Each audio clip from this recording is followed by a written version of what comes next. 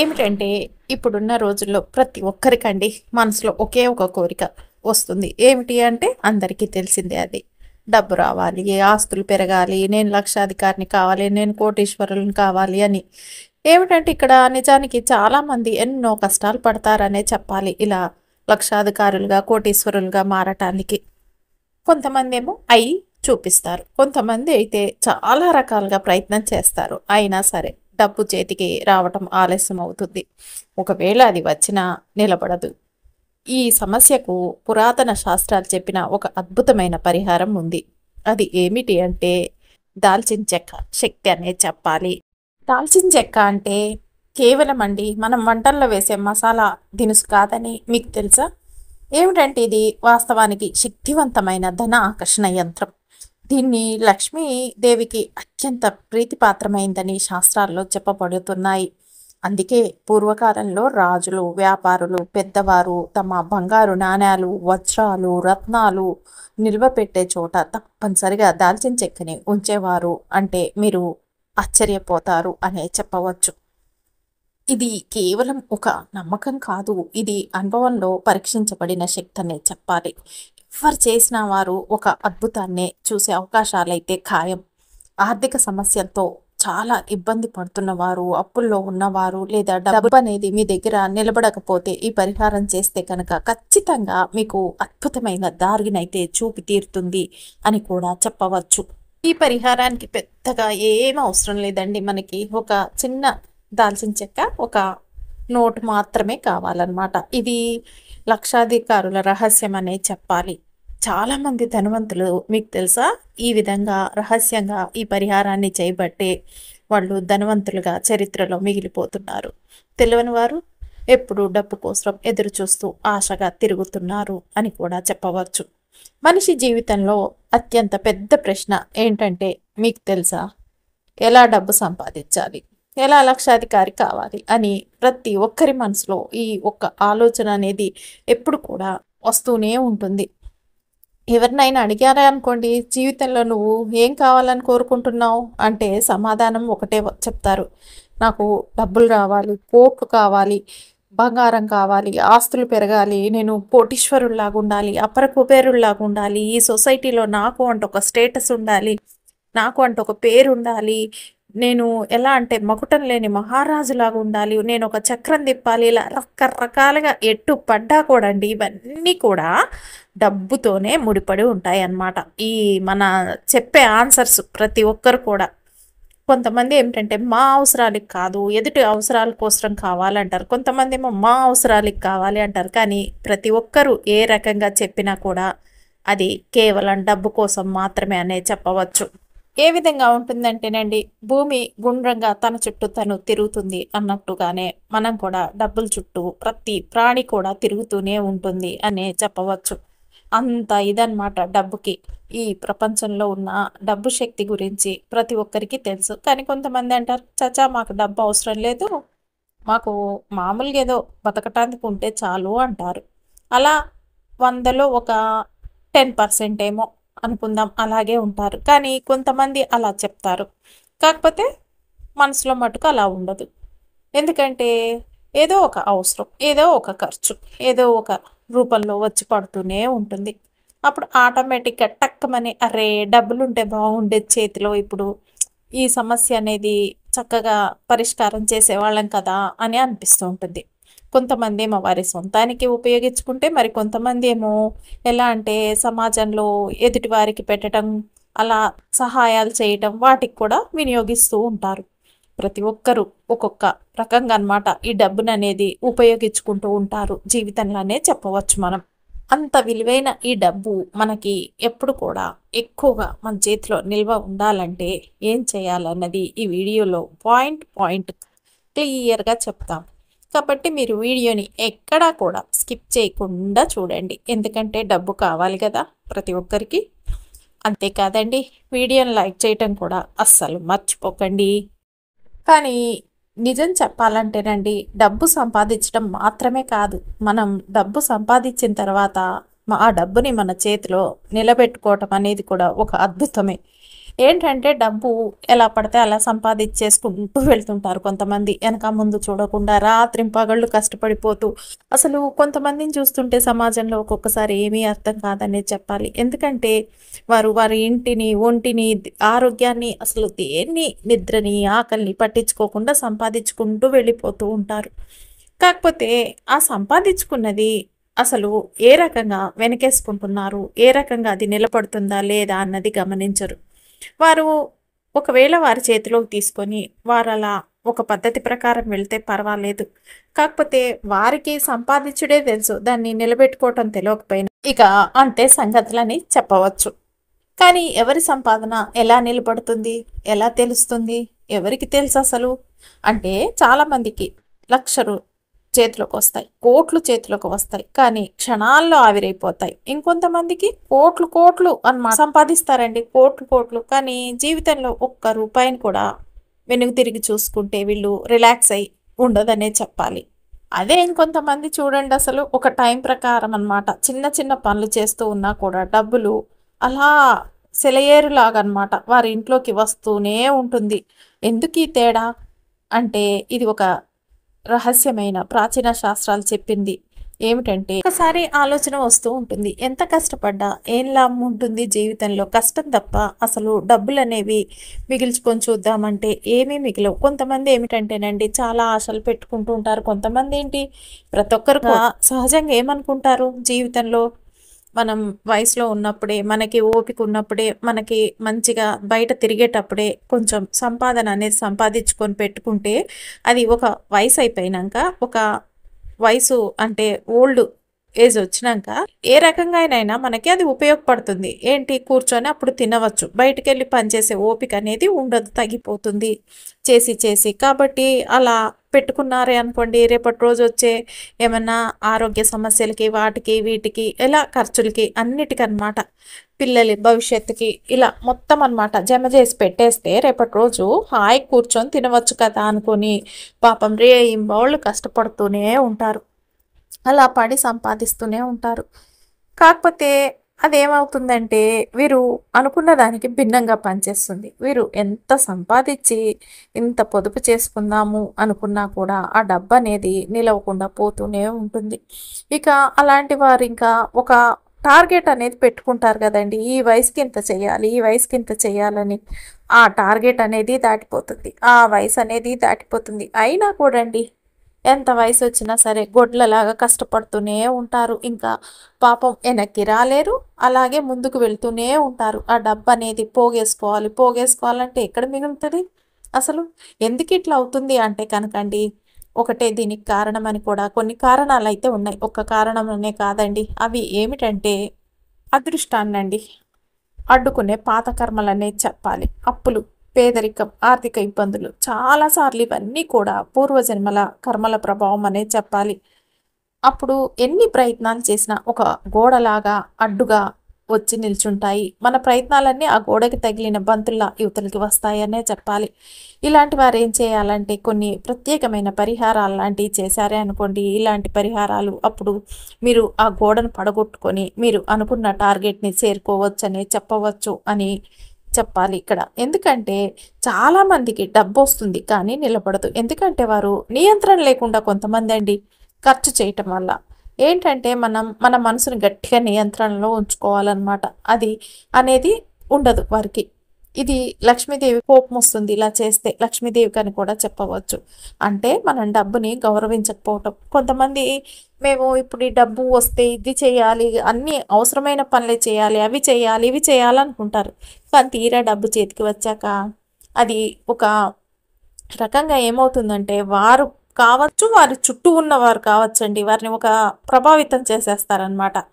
ఆ డబ్బుని మీరు ఫస్ట్ దేనికైతే ఖర్చు పెట్టాలనుకున్నారో, ఇంకా అవసరాలకు ఇలా సేవింగ్స్ చేసుకోవాలనుకున్నారు అవేవి కాకుండా ఉన్న 4 రోజులలో అసలు మన కోరికలన్నీ చంపేసుకొని డబ్బుని వెనకేసుకుంటే ఇప్పుడు తీర్చుకోకపోతే మనం కోరికలు ఇంకెప్పుడు తీర్చుకుంటాం అన్న ఆలోచన అనేది వీళ్ళకి వస్తుంది. అది ఈ చుట్టూ ఉన్న వాళ్ళు కూడా ప్రేరేపిస్తారు అట్లా. ఇక మన కోరికలనే ఎప్పుడు తీరుతాయి? మనం ఎప్పుడు ఇంకా ఇట్లే ఉండాలా? డబ్బు సంపాదిస్తుంటే అదేమన్నా అలా పక్కకుంటూ ఉంటే కనుక మన కోరికలు తీరకుండా ఉంటే ఏం లాభం చెప్పు? అవి తీసుకొని మనం ఖర్చు పెడితేనే కదా మన కోరికలు తీరేది అని చెప్పేసి వెనక ముందు చూడకుండా అసలు మనకి ఇంత వస్తుంది, రేపు ఎంత వస్తుందో తెలియదు అన్న ఆలోచన లేకుండా ఖర్చులు పెట్టేసుకుంటూ వెళ్ళిపోతుంటారు. దాంతో ఏమవుతుంది? ఒక్కసారి పొదుపు అనేది ఉండదు. దాంతో ఇంకొక డేంజర్ కూడా ఉంది. అలా ఎక్కువైనా కొద్దండి డబ్బు వస్తుంది కదా, మేము ఖర్చు పెట్టుకుంటూ వెళ్తున్నాం కదా అనుకుంటూ వెళ్తుంటారు. ఇంట్లో ఏదన్నా అత్యవసరమైన సమస్య వస్తుందనే చెప్పాలి. అది ఇంట్లో వాళ్ళ హెల్త్ పరంగా దేనికన్నా అప్పుడు ఏం చేస్తారు? ఈ డబ్బు అనేది చేతిలో ఉండదు, వచ్చింది సరిపోదు, అప్పుల పాలవుతారు. అది ఈ రకంగా మన మనసుని మనం నియంత్రణ చేసుకుంటే చాలా మంచిదండి ఖర్చుల విషయంలో. కొంతమంది ఎంత గొడ్లలా కష్టపడ్డా తీరా డబ్బులు చేతికి అందేసరికి వీళ్ళు పెట్టుకున్న టార్గెట్లు, ఆలోచనలు మేము అట్లా చేస్తాం, ఇట్లా చేస్తామని చెప్తారు. ఏది డబ్బులు చేతిలోకి రాకముందు తీరా వచ్చేసరికి అదేవి చేయకుండా పక్కదారిలోకి వెళ్ళిపోయి పిచ్చి పిచ్చి ఖర్చులు అన్నీ పెడతారు. అవి ఆ క్షణం మీకు సంతోషాన్ని ఇస్తాయి, కానీ తర్వాత మీరు జీవితాంతం కూడా కష్టపడేటట్టు చేస్తాయి. ఒక్కొక్కసారి, అన్నిసార్లు కాదండి. పెట్టుకోండి ఖర్చు, పెట్టుకోవద్దనట్లేదు, పెట్టుకోండి. కాకపోతే ఒక ఇంత పక్కకు పెట్టేసి ఇంత దాంట్లో ఖర్చు పెట్టుకోండి. అంతేకాని వాళ్ళు పెడుతుండ్రు, వీళ్ళు పెడుతుండ్రు, మనం కూడా పెట్టాలి అన్న దారిలో అస్సలు పోకండి ఎవరే కానీ. ఎందుకంటే ఎవరిష్టం వాళ్ళది, ఎవరి కోరికలు వాళ్ళవి. వాళ్ళని చూసి మనం మన కోరికలు, మన ఇష్టాలని చెప్పుకోవాల్సిన అవసరం లేదు. మన ఇష్టాలు ఏంటో, మన కోరికలు ఏంటో మనం సరిగ్గా గమనించి కనుక మనం ఆ దారిలో వెళ్తే మనకు అసలు కష్టం అనేదే ఉండదు డబ్బుల విషయంలో అని కూడా చెప్పవచ్చు. ఇలా ఒకరు చేస్తున్నారు కదా, ఒకరు వెళ్తున్నారు కదా అని వెళ్ళటం వల్ల ఏమవుతుందంటేనండి, అవి మనం పెట్టే ఖర్చులు అవి మనకి అవసరానికి పనికిరానివే ఉంటాయి అందులో ఎక్కువ శాతం అయితే. ఎందుకంటే మనకు సంబంధించి మనకు వచ్చిన ఆలోచనతో మనం పెట్టుకుంటే అవి మనకి అవసరానికి వస్తాయి. అలా చాలామంది ఏంటంటే వారికి అవసరం లేనివి కూడా తీసేసుకొని ఒక పక్కకి పారేస్తూ ఉంటారు అనే చెప్పాలి ఇంట్లో. ఆ రకంగా కూడా అనవసరంగా డబ్బు అనేది నిలవకుండా పోతుంది వారి చేతిలో. మీరు ఈ విషయాల మీద కూడా దృష్టి పెట్టుకుంటే మంచిది.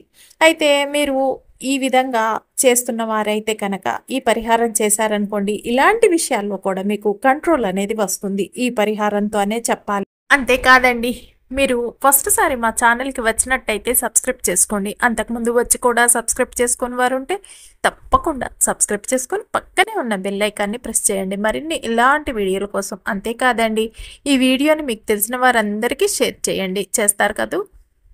ఈ పరిహారం అండి ఒక ప్రాచీన శాస్త్రాలు చెప్పిందే.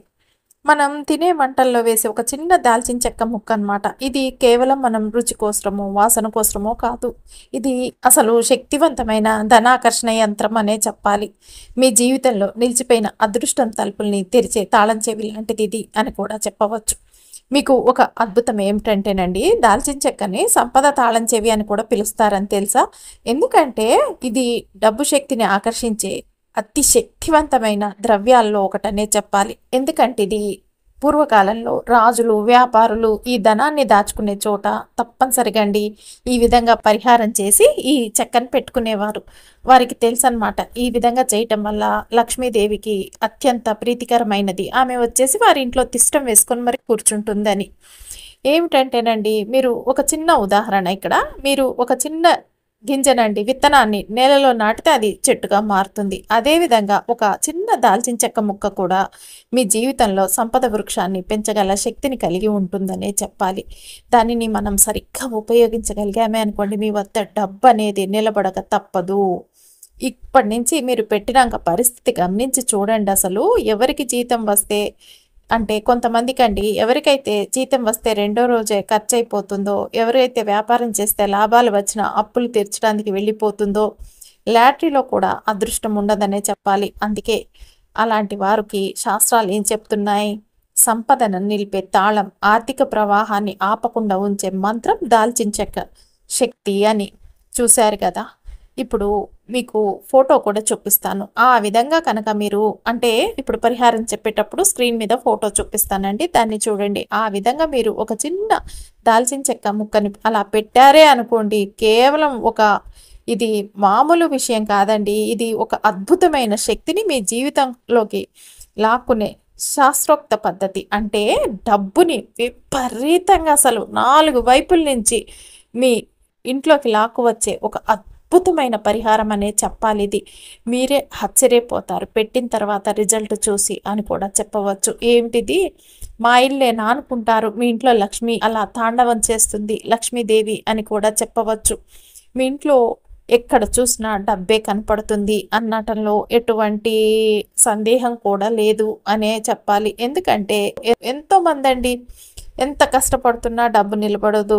ఎంత ప్రయత్నం చేస్తున్నా కూడా కొంతమంది ఏమిటంటే అస్సలు ఏ ప్రయత్నం కూడా వారికి మంచిగా ఏంటి ఏ రకంగా ఉపయోగపడకుండా పోతుందనే చెప్పాలి. కొంతమంది ఏంటి ఏ ప్రయత్నం లేకుండానే ధనవంతులు అవుతున్నారు.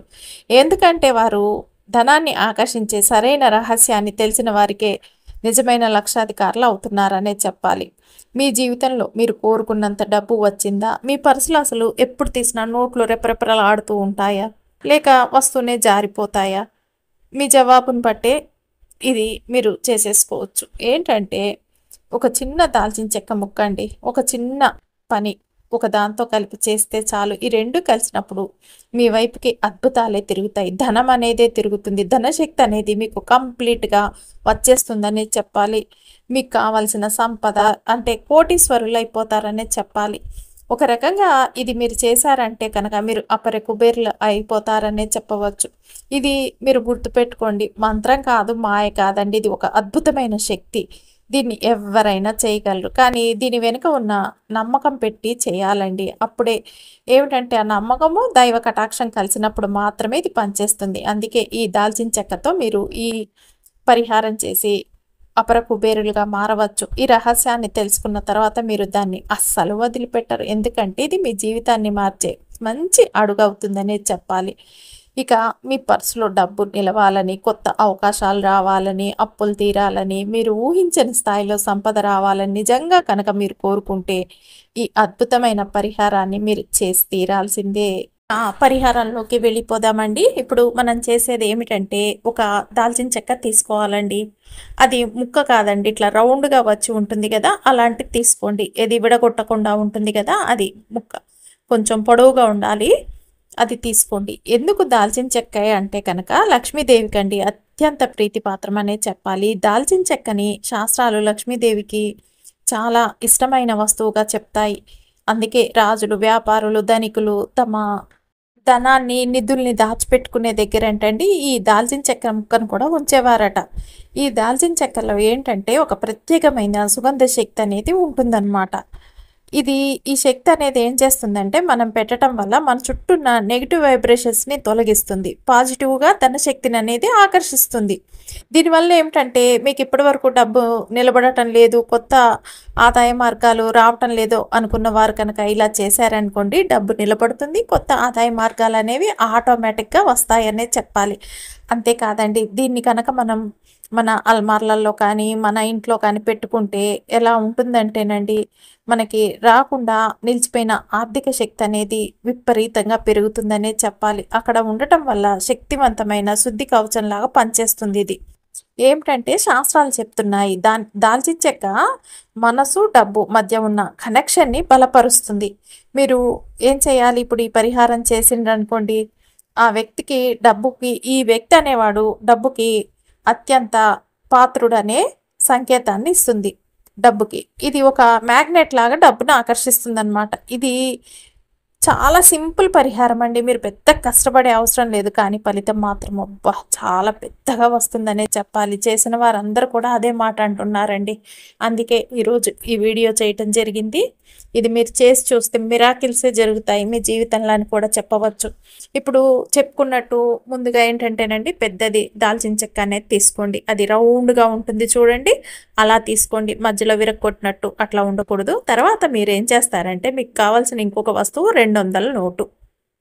మీరు 200 నోట్ అండి ఒకటి తీసేసుకోండి. చక్కగా కొత్తది, పాతది వద్దండి. పాతగా అట్లా నలిగిపోయినట్టు అట్లా ఉన్నా కూడా అది లక్ష్మీ కోసం మనం పెడుతున్నాం కాబట్టి అంత ఎఫెక్ట్గా ఉండదు. పాతదైతే కొత్తగా ఉన్న నోటును తీసేసుకోండి.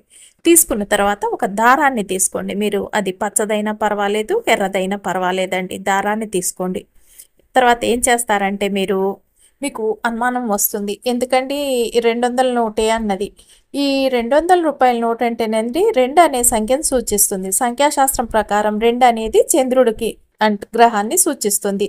చంద్రుడు అంటే మనసు, ఆకర్షణ, శాంతి, ద్రవ్య ప్రవాహం. కాబట్టి 200 రూపాయల నోట్తో చేసే పరిహారం మనసులో కలతల్ని తగ్గించి ఇంటికి డబ్బు ఆకర్షణని పెంచుతుందన్నమాట.